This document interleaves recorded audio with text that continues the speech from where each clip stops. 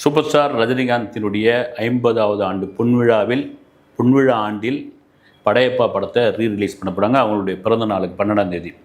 அது என்னப்பா படையப்பா படம் அப்படின்னு ஏற்கனவே எஜமான் படம் வரப்போகுதுலாம் சொல்லிட்டு இருந்தாங்க. சில ரசிகர்லாம் எஜமான் படமா அப்படி ஒன்றும், ஏன்னா ஒரு ரீரிலீஸ்னால் ஒரு மாசான படமாக இருந்தால் தான் வந்து தியேட்டரில் வந்து குதூகலிப்பாங்க. அது திரும்பவும் பார்க்கும்போது நீங்கள் எஜமானில் பார்த்தீங்கன்னா ஒரு மாதிரி சென்டிமெண்ட் இருக்கும்.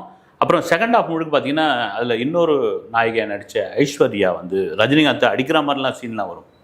சரி, வேறு படம் இல்லையா அப்படின்னா தொடர்ச்சியாக நிறைய ரீரிலீஸ் படம் வந்து, ஆனால் படையப்பா மாதிரியான ஒரு படம் வந்து ஒரு பவர்ஃபுல்லான ஒரு படம்.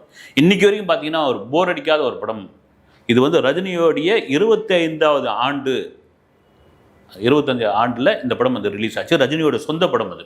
முக்கியமான ஒரு விஷயம். இதில் இன்னொரு முக்கியமான ஒரு விஷயம் என்னன்னா, சூப்பர் ஸ்டார் ரஜினிகாந்த் ஒரு பேட்டி கொடுக்க மாட்டாரா அப்படின்னு காத்துக்கிட்டு இருக்காங்க. வந்து ஒரு ப்ரெஸ் மீட் வைக்க மாட்டாரா, அதில் ஏதாவது விஷயங்கள் பேச மாட்டாரா, இன்னும் படையப்பா பற்றி கூட பேசட்டுமே அப்படின்ற அளவுக்கு காத்துக்கிட்டு இருக்கும் பொழுது ஒரு வீடியோ பேசி தன்னுடைய ட்விட்டர் வலைதளத்தில் அந்த லிங்கை போட்டு தேவையானவங்க எடுத்துக்குப்பா அப்படின்னு சொல்லி அது பெரிய வைரலாக இருக்குது. அது அந்த படத்துக்கு ஒரு ரீரிலீஸுக்கு ஒரு பெரிய பப்ளிசிட்டி, அதுக்கு ஒரு பெரிய ப்ரொமோஷன் கூட சொல்லலாம். அது செய்யறதுக்கும் ஒரு இது வேணும் இல்லைங்களா? காத்துக்கிட்டு இருக்காங்க.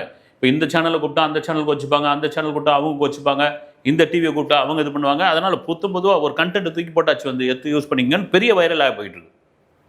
படையப்பா அந்த சமயத்தில் 99வது வருஷம் கலக்கின ஒரு படம்ல மாற்றுக்கிறது கிடையாது.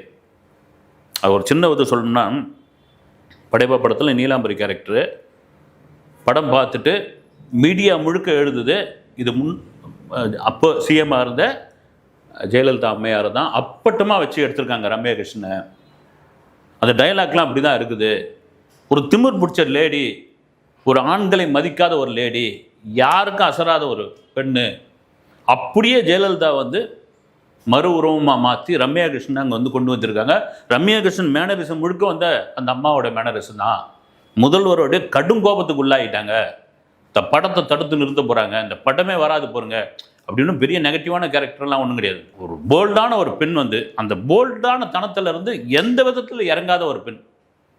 படையப்பான ஒரு நபரை வந்து இந்த ஊரே மதிக்குது, இந்த உலகமே வந்து வணங்குதுன்னு போது அந்த ஊஞ்சல்லேருந்து எழுந்துக்காத ஒரு கால் மேலே கால் போட்டுன்னு ஒரு திமிர்தானம் இருக்குல்ல, அந்த கட்ஸு இதுதான்.